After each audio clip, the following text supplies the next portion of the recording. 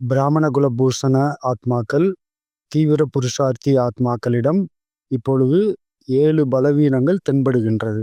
அதை பற்றி அவ்யக்தவாணி ஆகஸ்ட் 25, 1971 ஓம் சாந்தி பவனில் பாப்தாதாவால் சொல்லப்பட்ட மகா வாக்கியத்திலிருந்து.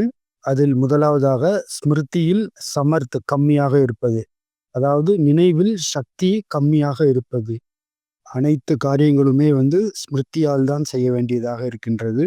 ஆனால் அந்த ஸ்மிருதியில் சக்தி என்பது குறைவாக இருக்கின்றது. அந்த ஸ்மிருதியில் தவறான ரெக்கார்டிங் என்பது பதிவாக்கப்பட்டிருக்கின்றது. அதை சரி செய்ய வேண்டியதாக இருக்கின்றது. அதை சரி செய்வதற்கான விதி, நீங்கள் எப்படிப்பட்ட ஆத்மா என்ற ஸ்மிருதி இருக்க வேண்டும். அதற்கு 3 விதிகள் பாப்தாதா கூறுகின்றார். முதலாவது விதி, சுயத்தை இந்த உலகின் விருந்தாளி என்று நினைக்க வேண்டும்.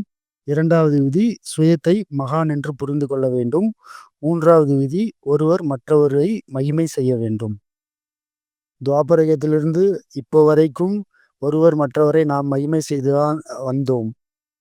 துவாபரகத்திலிருந்து இப்போ வரைக்கும் யாரெல்லாம் இஷ்ட தேவி தேவதைகளாக இருந்தாங்களோ அவர்களை எல்லாம் நாம் மகிமை பாடி வந்தோம்.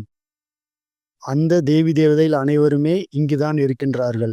அப்பொழுது மகிமை பாடிய நாம் இப்பொழுது ஏன் ஒருவரை மற்றவர் நிந்தனை செய்கின்றோம், ஏன் என்று பாப்தாதா கேள்வி கேட்கின்றார்.